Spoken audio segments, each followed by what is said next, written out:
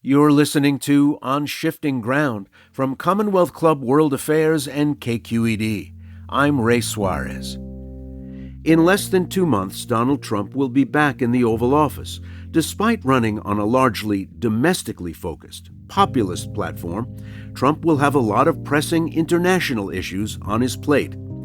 Just to name a few, Trump has threatened tariffs on Chinese goods, and fighting in Ukraine is approaching its 4th year.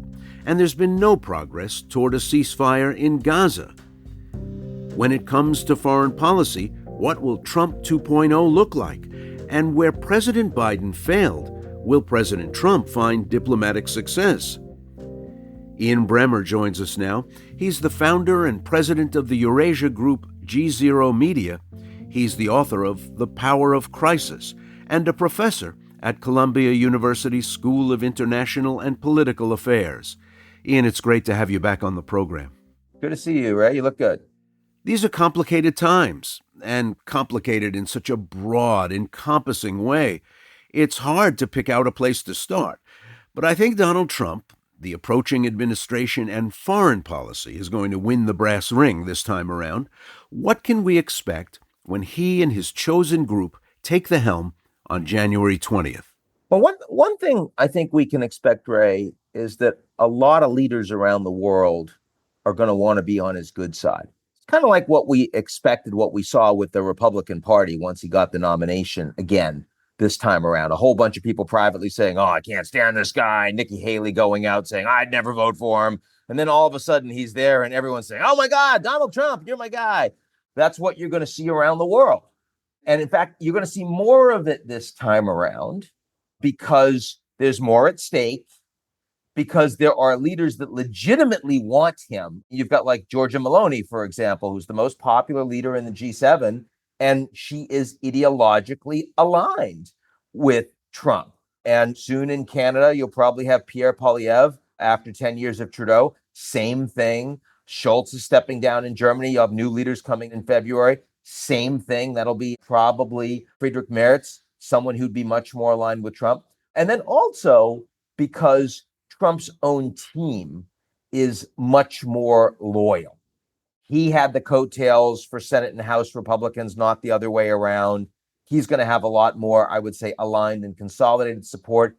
He's got some adults around him that he's appointing in cabinet, but they're not going to be people that will be independent from him from a policy perspective, the way that many of them were first time. And I know that you aren't necessarily asking the question that way, but just from a how does the administration work and how will people around the world engage with them, there's going to be a lot more, how do I figure out how to work with this guy?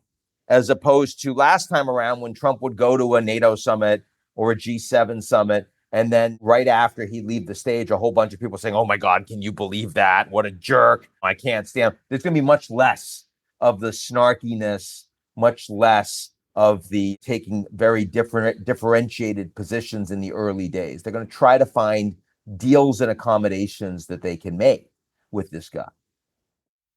The last time, right out of the gate, Donald Trump took the U.S. out of the Paris Accords, scuppered the Trans-Pacific Partnership, began to make noises about America's commitment to NATO that really roiled things in Europe.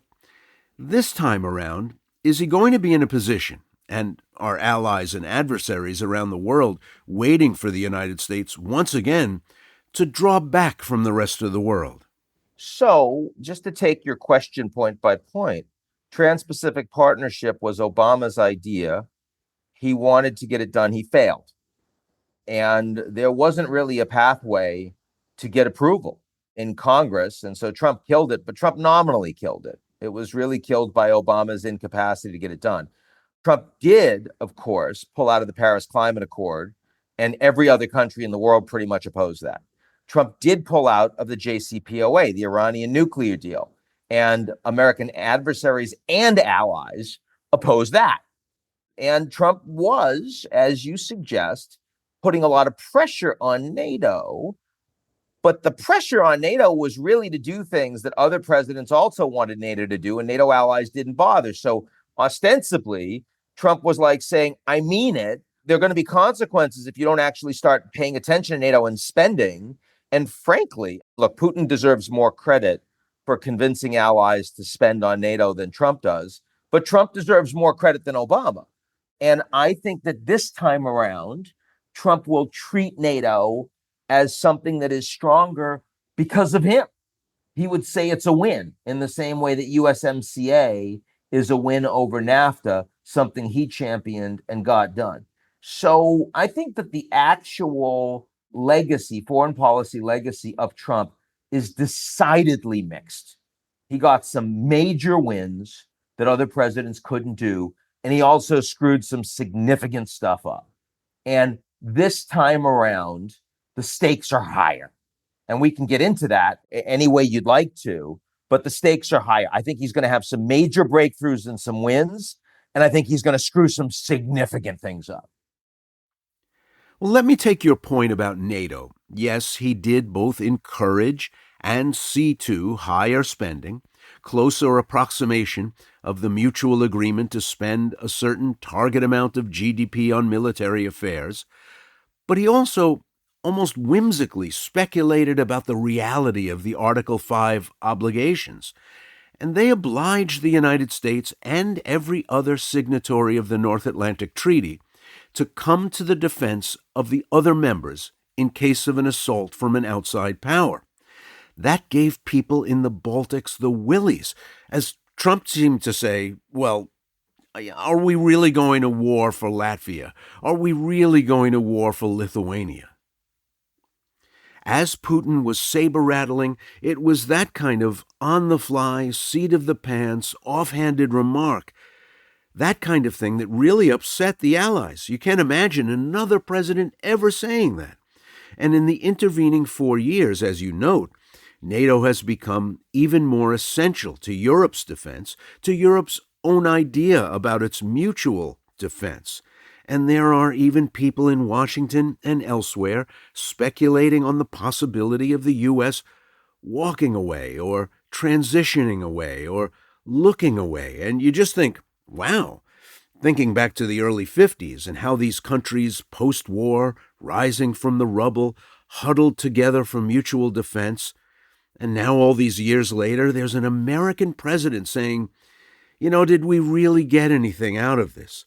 Showing that he thought it was an American expenditure that really didn't do the U.S. itself any good, as if it was all in the interest of France and Germany and Italy and the Netherlands and Belgium and on and on and on, when it wasn't really, was it? The problem that we have here, Ray, is that a lot of the things that you and I believe that the United States stands for and has stood for generations, the U.S. apparently no longer really stands for. Common security, collective security that the U.S. provides as a form of umbrella for stability with allies and with the world. Free trade, rule of law, access to an increasingly open American market and other markets all over the world. Multilateralism and U.S. support for multilateral institutions that we stood up originally, like, for example, the United Nations and the IMF and the World Bank and the World Health Organization, which Trump also pulled out of in the middle of a pandemic. And there's a reason why Obama failed at the Trans-Pacific Partnership, and that's because he thought this was obvious, but the American people didn't support it, and so Congress wouldn't support it. And Trump is, in a sense, the next major symptom of that. Because you and I can sit here and say, well, my God, there'd never be an American president that would say the kind of things about NATO that Trump had said. And that's right. When Trump ran the first time around, he said NATO was obsolete. Now, by the way, it's the first foreign policy thing I saw where he actually admitted he was wrong about something. Because months after that, he said, well, I'm a real estate guy. You can look this up. And I didn't know very much about that. But then I talked to my great generals, my big, beautiful generals, and they told me, and it's not really obsolete. So I don't think it's obsolete. That was kind of interesting. But still, you're right. When he says, hey, if you don't spend your 2%, Russia can do whatever they want with you. And to be fair, the Balts are spending their 2%. What he's basically saying is if Russia wants to attack Nova Scotia, he's not going to defend it because, it's only the countries that aren't on the Russian front lines that aren't spending the 2%. So, of course, the media goes crazy trying to parse all of this stuff when for Trump, it's just a throwaway. But the fact is, the American people voted for this a second time with larger numbers than the first time. And so obviously, what Trump represents, and I think you and I both recognize that from a foreign policy perspective, he doesn't really have an ideology. He has an ideology on tariffs, but it's not like he's a Democrat or Republican. He's been both. It's not like he really has a strong conviction of what America's role in the world should really be. There's no Trump doctrine. Right. And Trump doctrine is increasingly reflecting a place where a very large number of American people are going. And so I think we need to ask ourselves, like, why is that? And what does that mean? And how is that going to change a world that's becoming increasingly multipolar, where the United States isn't the only foundational actor that is creating gravitational pull and rules of the road all over the world? In fact, the U.S. is in many ways abdicating a lot of that. But there's something about leaders and their people, and people and their leaders, that relationship, that a president reflecting what people think. Yes, it's a cornerstone of democracy, but a president of the United States gets to see the playing field in a way that a truck driver in Kansas City or a hairdresser in Brooklyn doesn't, and sometimes has to turn to the people and say, hey, we have to do this, or let me explain to you why we're doing this, or this thing has come up and I want to explain to you why I'm doing the things that I'm doing. FDR did it, Eisenhower did it, Kennedy did it, and on and on and on. I remember as a kid watching Richard Nixon standing in front of the big map of Southeast Asia, pointing to where the parrot's beak is, explaining why American forces were going to be engaged in Cambodia. Is the modern presidency, as symbolized by Donald Trump, an institution where you gauge the temperature of the people and then go where you think they want to be? Or is there a pulpit? Is there a preaching task here? But this is a pendulum. It is true that the president needs to play that role, but it's also true that sometimes the truck driver and the bodega worker actually knows a lot of things that the president doesn't know or refuses to see. And when it gets that far out of whack for presidencies after presidencies, when they're all talking about the obligations globally and the need for free trade and the need for the Americans to engage in wars that are failures that aren't justified in Iraq and Afghanistan or Vietnam. And meanwhile, the average American feels like their leaders don't represent them, don't care. And it's only the moneyed special interests that get policies the way they want, that get captured, that the America has become not a representative democracy, but a rigged game, but a kleptocracy. Then no, then the presidency loses the ability, the legitimacy of that pulpit. And that is precisely why Trump is back. Precisely. So, yeah, I think that in a functioning representative democracy, the president should do exactly what you just suggested, Ray. But we no longer have a well-functioning representative democracy, not like other G7 advanced industrial democracies. We certainly don't. Let me turn from the G7 to what's sometimes called the G2, the U.S. and China. China has changed in many ways since Donald Trump was last president. The pandemic gave the central government in Beijing a more powerful hand to shape the daily lives of more than 1 billion Chinese, empowered Xi Jinping to say to his people, we don't need the rest of the world in the way we thought we did in the 90s or in the 00s. So now we're going to confidently walk onto the world stage and dictate our needs, our desires, lead with a way that is not about consensus building, but about asserting China's view of what should happen in the world. Is Donald Trump ready for a different China? No, but I don't think China's ready for a different China. I was there last month, and they are in the midst of the worst economic crisis that they've had, certainly since the 90s, maybe the 70s. Western multinationals across the board, not just Americans, are reducing their exposure, their headcount, their partnerships as a consequence. Consumer trust has collapsed. 70% of consumer wealth is real estate, where there's no value right now. And so they're not spending money. The only part of the Chinese economy that is functioning is manufacturing. And that's for export because domestically there's no demand. So they're having to dump huge amounts of their products in markets around the world, creating massive trade surpluses, which the United States, but not only the United States, have a significant challenge with. So I think the Chinese have significantly misplayed what they had hoped was going to be a much earlier ability to start making some of the rules, remaking the rules in the world in their favor. And now they're having to backpedal. There's a reason why Xi Jinping recently pulled troops back from the contested border between China and India and just had his first bilateral summit meeting on the sidelines of the G20 the BRICS summit with Modi in India, because he knows he needs to calm things down. Reached out to the Japanese, apologizing for this horrible, tragic stabbing of some Japanese school children, then met with the Japanese prime minister and ended the restrictions on Japanese seafood exports, which had been a legacy from the Fukushima alleged radioactive poisoning. Why? Same thing. Europeans trying to find ways to do carrots and not sticks on tariffs around electric vehicles, on and on and on. This is a China that knows it cannot afford to have crises on the back of being more assertive in the near future.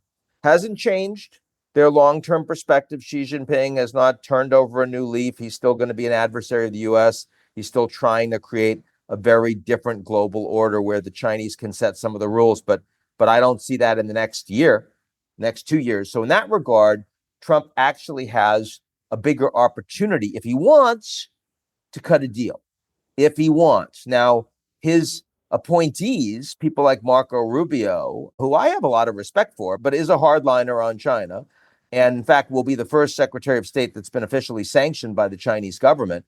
The Chinese are not comfortable with how hardline Trump has been on tariffs, but how hardline his appointees have been on everything on China, on Taiwan, on national security, on the South China Sea, even on human rights and democracy, which Trump doesn't care about, but a lot of his appointees do. So I think on balance, and Elon Musk is the exception.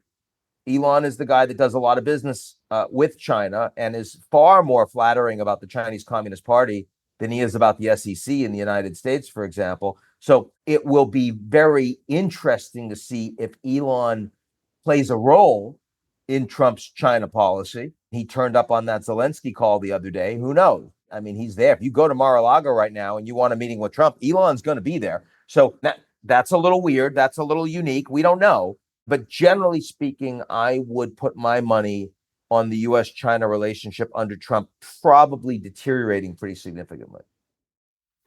It is part of his power that he's made promises to the nation and to voters about an attitude toward China that may be hard to stick with once he raises his hand on the west front of the Capitol and becomes president again. If very large tariffs are put on Chinese goods, for instance, or larger than other imported goods, that's going to be felt almost immediately by the kind of people who voted for Donald Trump because of inflation, because of their dismay at high prices in 2021 and 22. Is this something that he's going to have to back off of because of what really sits on the shelves in America's big box retailers and the place that China has in our economy as the workshop that makes the stuff? So, first time around, he ended up with a number of rounds of tariffs on the Chinese, ultimately ended up around 25%. And that did lead to inflation. If you were trying to buy a washer, dryer, refrigerator, you were spending more. Electric razor, you were spending more. On the other hand, the people that raise that issue don't talk about the decoupling that's happening from China. The United States economy is less dependent on Chinese manufacture than it was before. And some of that is more trade with friendly nations where we have more influence and more alignment. And some of that is more production in the United States. And Robert Lighthizer, who grew up in former industrial Ohio, and is likely to play the senior trade role in the Trump administration, though we don't know yet on that as the time you're talking with me.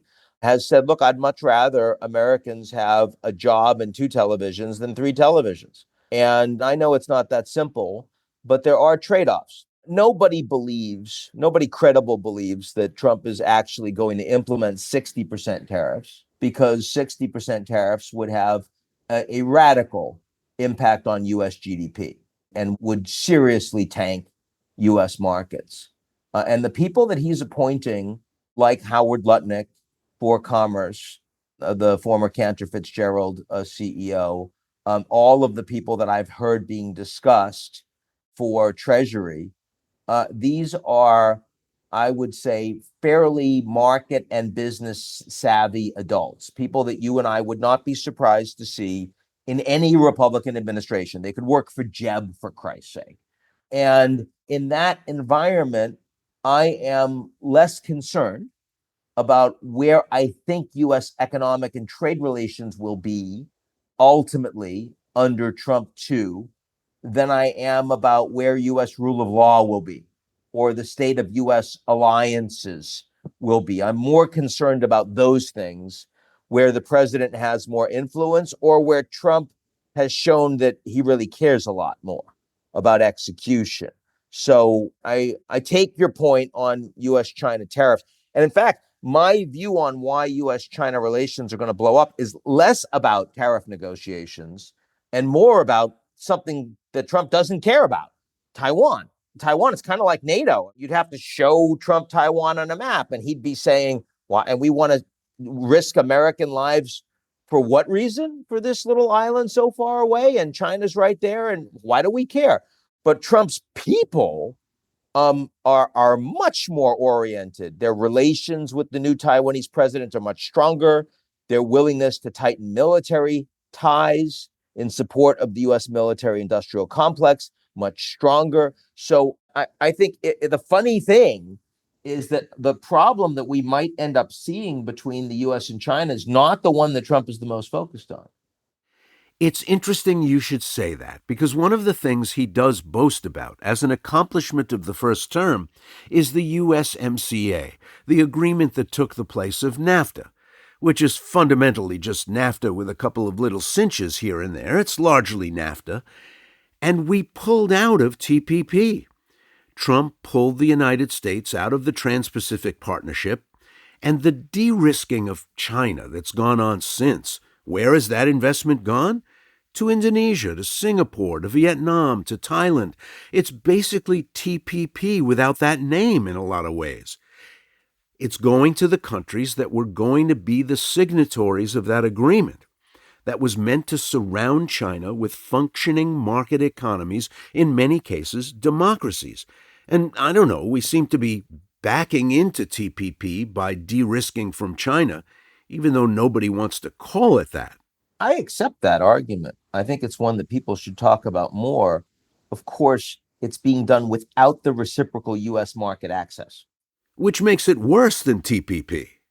Right, exactly. It makes it worse than TPP. It doesn't give the United States the leverage and the interdependence. So my view, and this is not a popular view, is that if you really don't get along with your spouse and you guys don't have kids, or your kids are already off to college, end the relationship. If, on the other hand, you've got a serious problem with your spouse and you've got kids that you both love and you want to raise them well, you better find a way to continue to work things out with your spouse, either in the relationship or in a constructive relationship, not in the house. But you're going to have to continue to engage. This is the way I see US relations with other countries. Like, if we want to de-risk with the Chinese, but we actually have a need for a global system to work together. And so, for example, Taiwan, our relationship with the Chinese is much more stable because we both have dependence on Taiwan. They need Taiwanese semiconductors. We need semiconductors. We suddenly tell the Taiwanese, no, you got to build all those semiconductors in the US and in our allies and get out of Taiwan because it's so close to China. China builds their own. Well, what's stopping us from going to war over Taiwan? A lot less. We're assertively doing everything we can to reduce our interdependence. And yet interdependence is fundamentally something that makes the world more safe and stable. We are becoming more interconnected. Our global systems need each other more because of climate change, because of the migration of people, and yet we're acting as if we're increasingly independent. We're acting as if we can make all of the rules ourselves and we don't need to pay attention to multilateralism. That's a mistake in my view. One rule breaker who so far hasn't had to pay the full price of his rule breaking is Vladimir Putin, Russia's president. He's been willing to take significant losses on the battlefield, significant setbacks economically, as half his nation's hard currency reserves have been seized and frozen overseas, an economy that's increasingly turning toward war and war-adjacent production. But so far, the piper hasn't been paid. He's been willing to totally rile up the waters worldwide to get what he wants. Obviously, he didn't hear Ian Bremmer's last statement before I asked this question, but is there a bill coming due for Russia? Or, with the Trump arrival in Washington, D.C., does Putin get a reprieve, a breather, perhaps some opportunity to freeze his gains and hang tough long enough to get what he wants? Yeah, I fear on this one that Putin's in a much better position than he was a few months ago because of Trump's win. Also, because Ukraine is not performing well on the battlefield, and Zelensky's decision to send 40,000 of his best trained troops into Russia to take Kursk was, I think, a very foolish and very risky move. That the Russians allowed the Russians to go farther into southeast Ukraine and take more territory because it wasn't as well defended. It was spectacular. It was extraordinary. We're all like, wow, we can't believe they did that. But it was a very bad idea. And by the way, you mentioned that Putin is alienating everyone around the world. Well, part of the world, anyway. Yeah, he's alienating the G7. China, it's not just that China's his partner. When he hosted the BRICS summit in Kazan, the entire global south was there and at the head of state level. So the fact is that the West considers Putin a war criminal, and the global south considers the West largely hypocrites, and that make their rules one way when it comes to Russia, Ukraine, another way when it comes to Israel, Palestine, and generally don't care about the global south at all. And the global south is much more willing to continue to engage with Russia on things like fertilizer and oil and gas and food, which is also keeping the Russian economy afloat. So even if the United States was prepared to accept far greater costs itself with higher oil price at the pump, for example, which the US isn't willing to do, it's hard to imagine the Americans really cutting off the Russians in a way that would change their behavior in Ukraine. Trump, on the other hand, wants to end these wars, particularly wants to end the war between Russia and Ukraine. And that pressure, as from coming from the country that's given the most military support to Ukraine, even though the Europeans collectively do more economically for Ukraine than the United States, that really requires Zelensky to stop. And he knows it, which is why he reached out to Trump and why he's publicly said this war is probably not going to go on for much longer given Trump's incoming policies. So I do think that Trump has the ability to force a ceasefire. The question is, what kind of a bargain will Putin drive? And the fact that Putin is now launching hypersonic medium range missiles that could carry nuclear warheads, that's not precipitating World War III, but it is meant to show the Trump administration, look at what Biden's doing. Biden's precipitating World War III, just like you said, just like Elon Musk said. And if you become president and are willing to work with me and end this madness, we can have a win. And it's also meant to show the Europeans that if you're not on the front lines, you should jettison the Baltics and Poland and find a way to actually live with your neighbors economically, normalize, and let's put this war in Ukraine to bed. So I think that Zelensky is in a really tough spot. His country will be partitioned, which is completely unfair, but I don't see another alternative. And you and I talked about this a year ago, so it's not like it's changed there. But the real question now, because Biden hasn't done the best job on Ukraine, in my view, I think they should have been trying to push for a settlement much earlier than this when the Ukrainians were in a better position. But leaving that aside, Biden's done a fantastic job in coordinating U.S. relations on Ukraine with the NATO allies. So NATO is stronger today in part because of Biden's diplomacy. And Trump is not interested in that. Trump is much more interested in cutting individual deals with leaders he likes. And if that means that the EU splits, if that means that NATO splits and becomes weaker, well, he'll deal with that. So I think that there's a much bigger question around Europe than there is around Ukraine on what the Trump administration ends up doing. Is there a two-tier NATO now? Do you care about it less if you're in Manitoba or Alberta compared with Vilnius or Tallinn? I think so. I think so. And the question is, do you care about it less if you're in Wichita or Boca than you're in Tallinn? Because that's a much bigger question. And the answer, I think, is also yes. And that is a reality. Look, the Americans have done very well by NATO. The U.S. has the world's largest military industrial complex.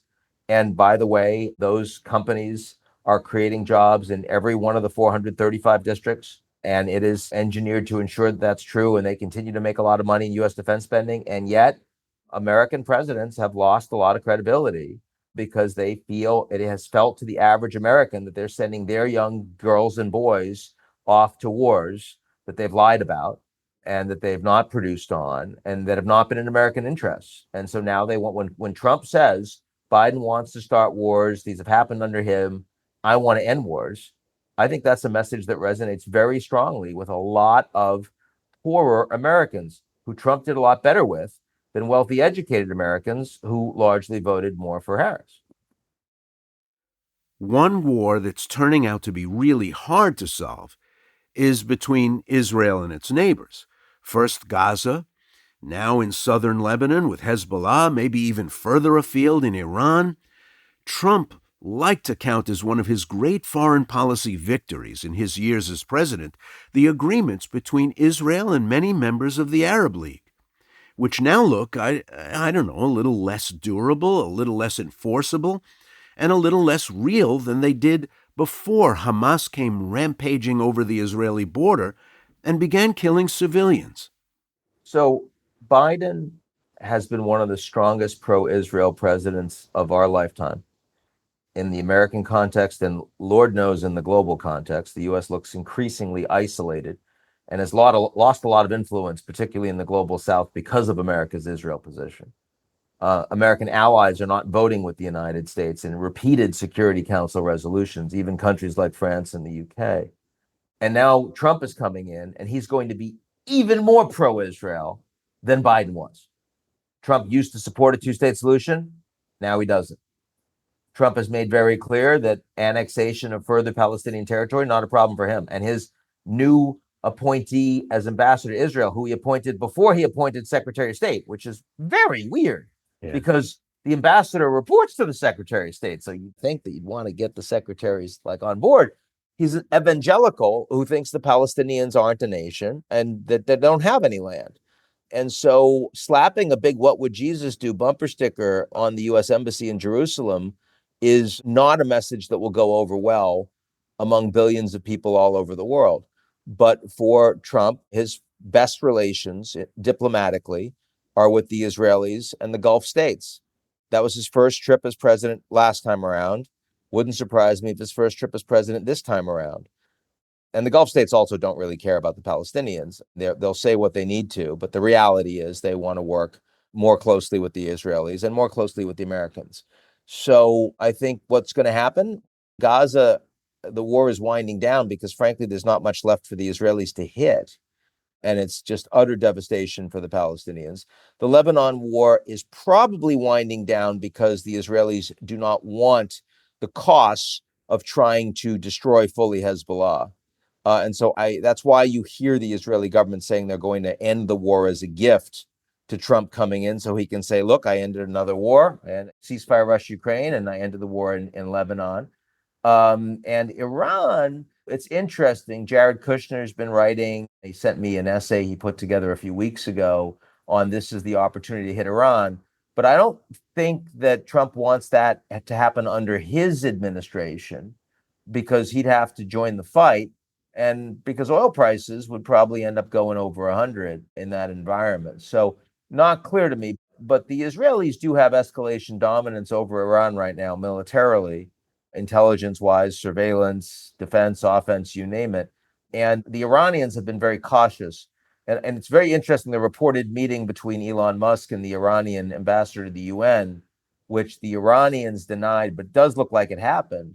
The Iranians want a deal because they know that they have no choice right now. And so the question will be, is the Trump administration, incoming Trump administration, willing to talk to Iran about something that could be stronger than the Obama JCPOA, that could involve ballistic missiles, that could involve restrictions on the support that the Iranians give to their proxies across the region, simply because, look, the Iranians don't have nukes, and absent nukes, their ability to do anything that matters to the Americans or the Israelis is close to negligible. That's Ian Bremmer. He's author of The Power of Crisis and a professor at Columbia University's School of International and Political Affairs. He's the founder and president of the Eurasia Group's G0 Media. Great to talk to you, Ian. Good to talk to you, Ray. You're listening to On Shifting Ground, produced by Commonwealth Club World Affairs in San Francisco. After the break, when the fighting in Gaza ends, is it possible to build a sustainable peace and a two-state solution? We revisit my conversation with two activists working for peace in Gaza.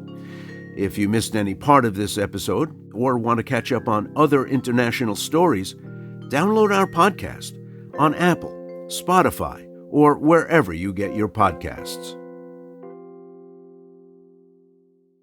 You're listening to On Shifting Ground. I'm Ray Suarez. We ended my conversation with Ian Bremmer on the future of Gaza and Israel, because that ongoing conflict may be the most pressing international issue awaiting Donald Trump in January. It's been almost 14 months since the Hamas attacks on Israel, and violence has spread from Gaza to southern Lebanon.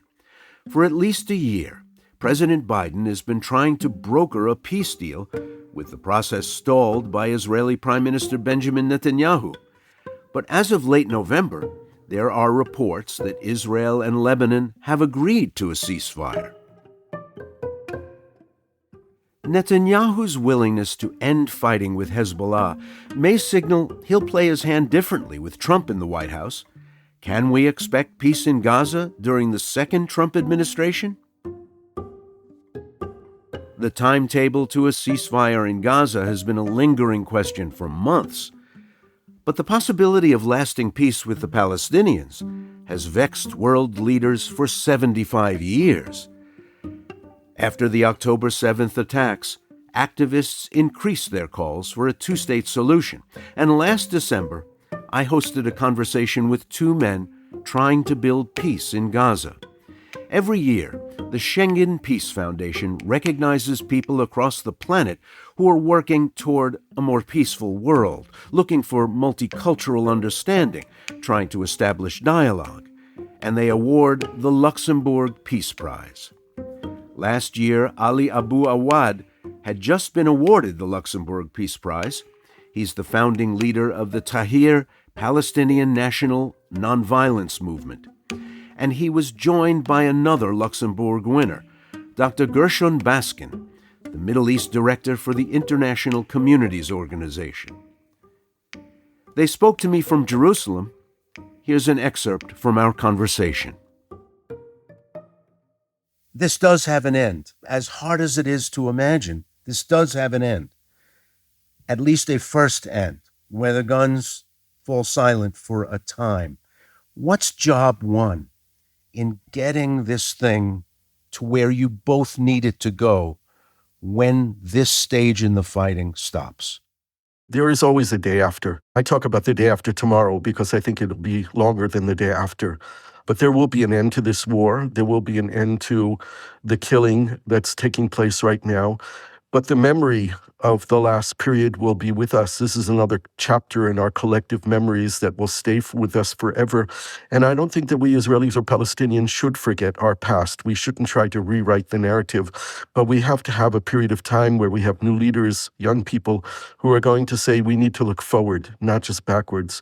We'll remember what happened to us. We will remember what the other side did to us. It'll take us a very long time to forgive them, if ever, for what they did to us, but we need to begin to look forward to the day after tomorrow and to build a new future together. That's our challenge here. We have our past, we have our memories, we have our narratives. The question is, can we begin writing a new narrative which is different, a new page that looks forward, that brings us to a place where we can actually share this land? Ali, I'd like to hear what your thoughts are concerning the rest of the Arab world. Before October 7th, it looked like a lot of countries were ready to make deals with Israel, make peace with Israel, begin to make a regular relationship, and no longer worry about the future of the Palestinian lands or the Palestinian people. They had set that issue aside. Can you rely upon them as a partner? And earlier, Dr. Baskin talked about the essential role of the United States going forward. Is there enough goodwill among your people to accept the United States as a party in any sort of negotiation about the future? If I can rely on Jewish people as partners, definitely I can rely on Arabs as partners. And when you say Arab, you say whether you mean the political leadership of the Arab or the Arab nation, because there is a big difference. I think the normalization approach has what was happening with the governments more than the people. And Israel will never be able to normalize its relation with the Arab as long as the Palestinian living in this disaster and these conditions, because the core and the gate for Israel to the whole Arab world and to the whole international community is the Palestinian issue. If the Palestinian issue will be settled, we will definitely encourage all the normalization with Israel based on a collective Middle East normalization, not just Israel and the Arab. That's number one. So the Palestinian file has to be the core file on the table. Number two, yes, we have failure in our political leadership because we left behind. The Arabs are tired of us, or the Arabs are not committed enough, not just because of our bad leading, but it's also, I'm not sure that the Arab has been politically helpful for the many last years, because we also part of their systems, part of their life, but I'm not sure that we are part of their political vision for themselves and for their people. And I think there are some Arab countries are fearing the solution here, because if solution will happen here, in my opinion, it's going to be the best democracy in the Middle East. And this will put the spot in some dictator countries that dictating their own people, and they don't want this successful model. Finally, the U.S., it depends on what U.S. role they decide. If the U.S. decide a just role toward this conflict and the solution, definitely. And I always say, most of the U.S. people doesn't know what's the problem. The other problem in the U.S. that people are divided by opinion and acts toward one side at the expense of the other. And my invitation to Jews and Muslims in the U.S. is to be pro-solution, to push their government to take the side of solution and not just to pick up one side at the expense of the other.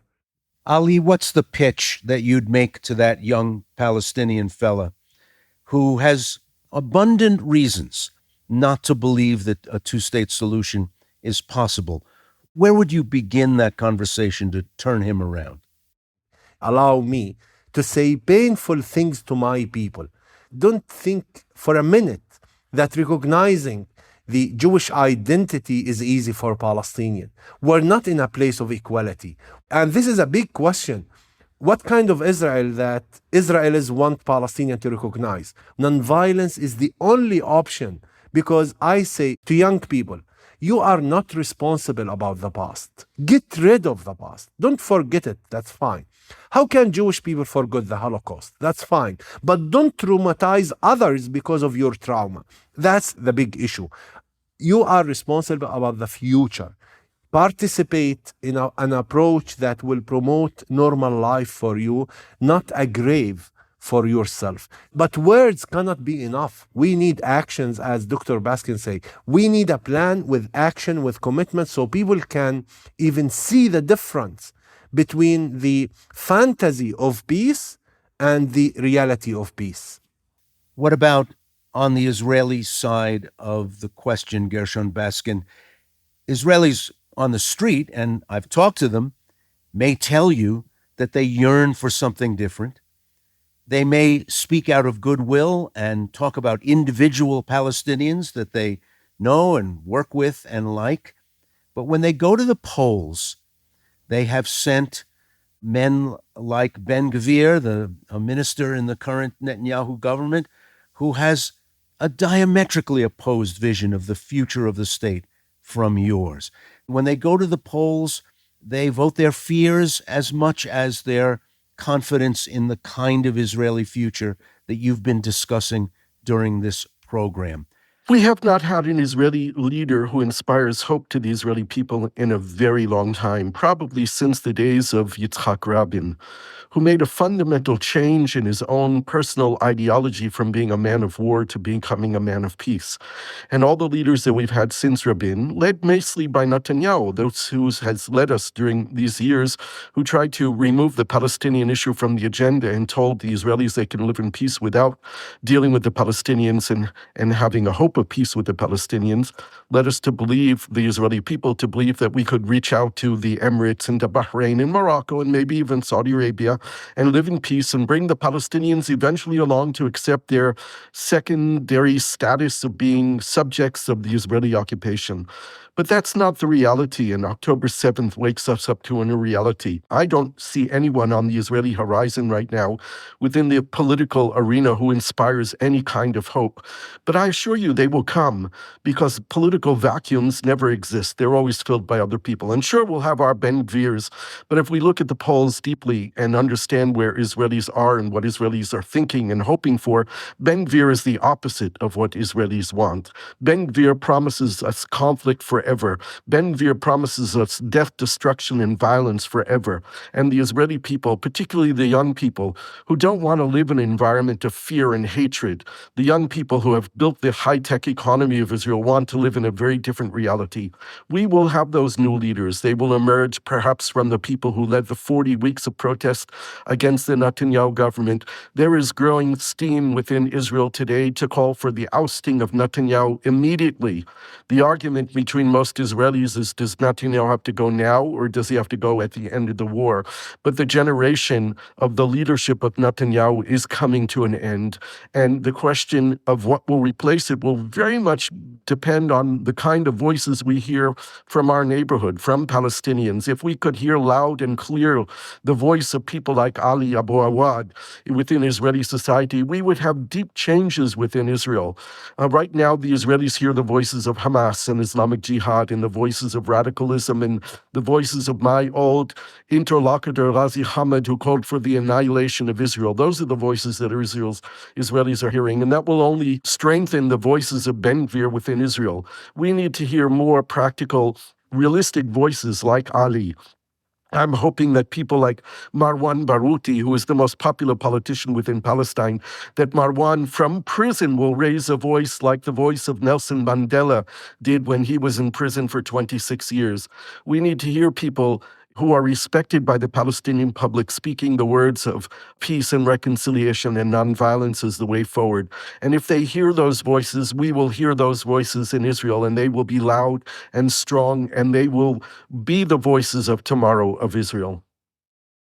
Ali, can you look ahead to the later part of your own life and see a Palestine that works the way you're dreaming of, where you have easy transfer between the cities in the territory, where you have a capital and an elected government and a currency, maybe even? I mean, who knows what this future place looks like? Do you dream about it?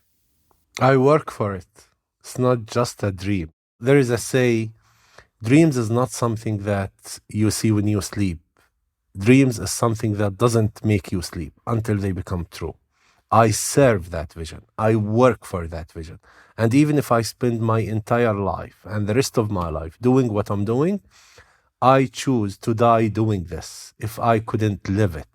So practicing living the vision every day, serving it, it's the celebration of my humanity by choosing nonviolence. And this is what I say to people who will say, you're just one person or you will never see this peace in your life. You know what? I was born for it, to serve that vision, because others will follow. Our kids will follow that. And we have no other way.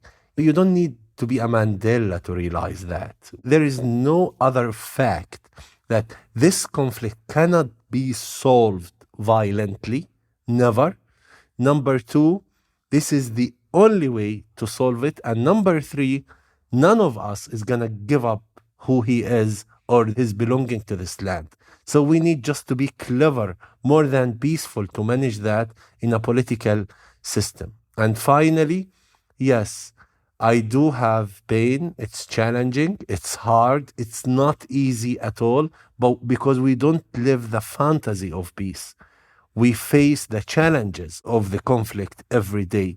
And for us to be ready to face that is not just the practice in a spiritual peace prayers. It's the practice of our identity as a human being at the first place. Well, I hope you both live to see what you're looking for, because there has to be a better future than the one the two people are living right now. In my visits to the place, in my reporting from the place, it's been one of the tensest places on earth, and this is even during peaceful times. And I think growing up and living your whole life out in a place like that is just asking people for a lot. So I hope for the best for Israel and Palestine. Luxembourg Peace Prize laureate Ali Abu Awad and Luxembourg Peace Prize laureate Gershon Baskin, great good luck to you. Thank you very much. Thank you. It's been a pleasure having this conversation, and it's always great to see and talk to my good friend Ali. Thank you, Dr. Gershon. Be safe.